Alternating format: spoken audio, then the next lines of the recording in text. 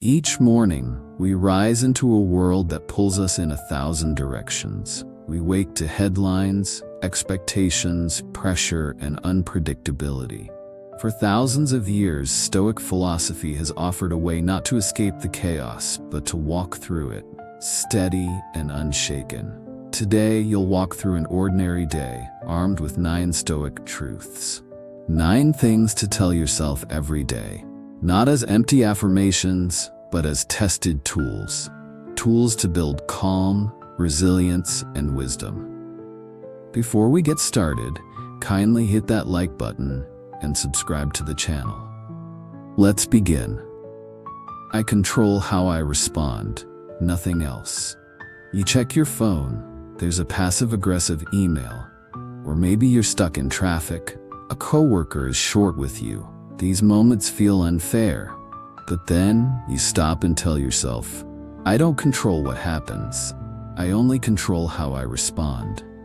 Epictetus, one of the great Stoic thinkers, said, we cannot choose our external circumstances, but we can always choose how we respond to them. This is your superpower, the one thing the world can never take from you, your response. It can be anger, panic, frustration, or stillness, clarity, or discipline. With this mindset, you stop reacting, you start responding, and that's the difference between being ruled by life and ruling yourself. This could be my last day, let me live it well. You step into the kitchen, you hear the hum of life. It feels like just another Tuesday. But the Stoics urge us, don't take this day for granted. Marcus Aurelius said, you could leave life right now. Let that determine what you do, say, and think. This isn't dark, it's liberating. It reminds you that time is not promised, that each day is a gift, not a guarantee. So today you smile at someone you love. You write that message you've been putting off. You speak with honesty. You act with urgency. Because today is not just a day. It's your chance to live deliberately. 3. Don't suffer imagined troubles. Later, anxiety creeps in. Imagine there's a presentation at work, a difficult conversation ahead. Your mind starts crafting 100 what-ifs. But then, you remember Seneca's words, we suffer more often in imagination than in reality. How much of your stress is real, and how much is a movie playing in your head? The Stoics knew our minds can be masters of fiction. So you bring yourself back. You say, that hasn't happened yet. It may never happen, and even if it does, I'll deal with it then, not now. With that, the fear begins to lose its grip. Reality returns, and reality right now is usually manageable. 4. I am not my emotions, I just observe them come. Somewhere midday, emotion hits. Anger, insecurity, sadness. In the past, this would have thrown your whole day off course, but today you observe it. Epictetus taught, if you want to improve, be content to be thought foolish and stupid, and understand your emotions rather than obey them. You remind yourself, I am not my emotions, I am the observer. Just like clouds pass through the sky, emotions pass through you. You don't resist them, but you don't obey them either. You feel, you breathe, you stay anchored.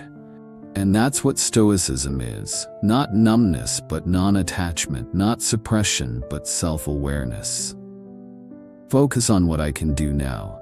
There's a mountain of tasks, a future that feels overwhelming. Your heart races with everything still undone. But then you pause. You whisper to yourself, what can I do now? The Stoics constantly brought their focus back to the present moment. It's the only place you have any influence. So you pick one task. You take the next step. You write the first sentence. You make the one call. Like Marcus Aurelius said, confine yourself to the present. You stop trying to conquer the whole mountain. You just focus on the step right in front of you. 6. Adversity is my training. The day throws a curveball. A deal falls through. someone criticizes you unfairly.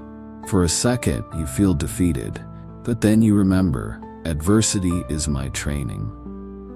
Marcus Aurelius wrote, "The impediment to action advances action. What stands in the way becomes the way." You reframe the moment.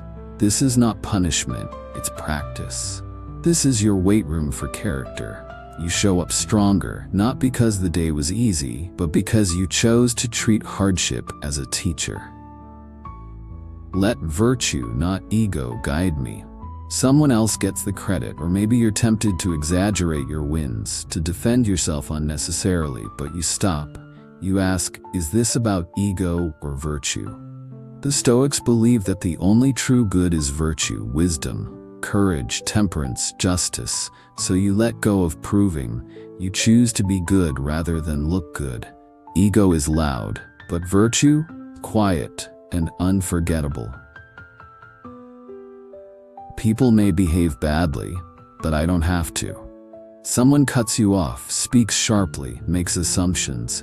You feel the rise of anger, but you hold your ground, not just physically, but morally. Marcus Aurelius said, "The best revenge is to be unlike him who performed the injustice." You don't mirror bad behavior. You don't sink to their level. You stay centered, you set the tone, and in doing so, you live by example, not reaction. Gratitude is always available. The sun begins to set. You close the laptop. The day wasn't perfect. You stumbled, you struggled, but then you reflect. I am breathing. I have choice. I showed up. And for that, I am grateful. Seneca said, "Nothing is more honorable than a grateful heart." Gratitude doesn't deny what went wrong. It highlights what remains strong. It brings peace, presence, and perspective. And that's how the day ends, not in chaos, but in calm. Each day we're given a choice, to drift through life or to walk with wisdom, to react or to respond. These 9 Stoic truths are more than philosophy. They're armor, they're compass, they're freedom. So tomorrow when you wake, say them again, live them again, and you won't just survive the day, you'll own it.